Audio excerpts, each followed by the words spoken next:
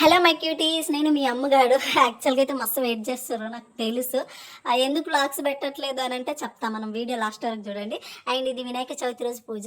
ఈ వినాయక చవితికి సంబంధించిన ప్రసాదం నేనే చేసా, చాలా బాగుండే, చాలా బాగా తిన్నారు కూడా. ఫర్ ద ఫస్ట్ టైం చేసిన. సర్లే అమ్మ తల్లి, నువ్వు చూపించడం ఆపేసి ఫస్ట్ రెసిపీస్ పోస్ట్ చేయని చెప్పేసి అంటారు. ఆల్రెడీ అడుగుతున్నారు రెసిపీస్ కావాలి అని చెప్పేసి.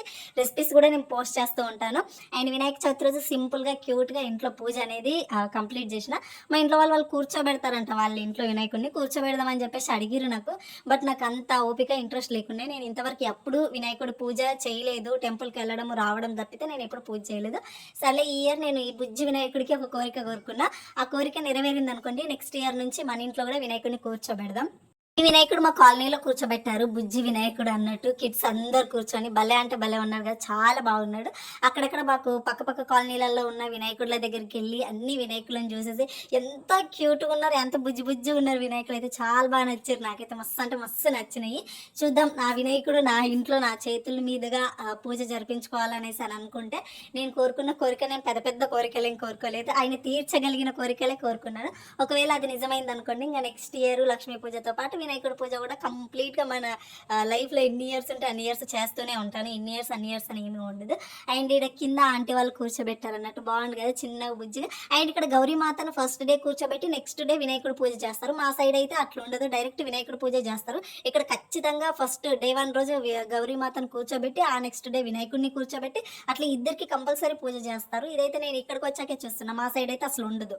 ఇంకొక విషయం ఏంటంటే, ఇన్స్టాగ్రామ్ కానీ వాట్సాప్ కానీ నేను ఎవరికైతే రిప్లై ఇవ్వట్లేదు. ఇన్స్టాగ్రామ్లో అయితే బోర్డు మెసేజ్లు వచ్చేస్తున్నాయి, నేను ఎవరికైనా రిప్లై ఇవ్వట్లేదు అంటే దయచేసి నా గురించి తప్పుగా అనుకోకండి.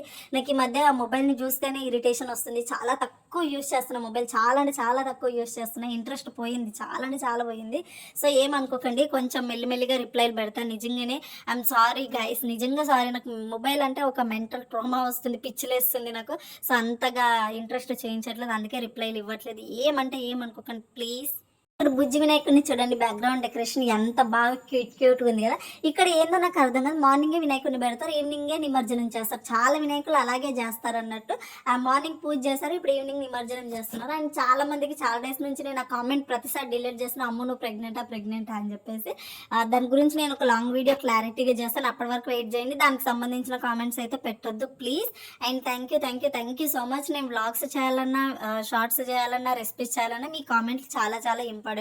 నన్ను మిస్ అవుతున్నారు అని అంటే ఖచ్చితంగా కామెంట్ పెట్టండి. నేను వ్లాగ్స్ అండ్ రెసిపీస్ అండ్ అన్నీ క్లియర్ చేస్తాను. Thank you so much, love you all, bye.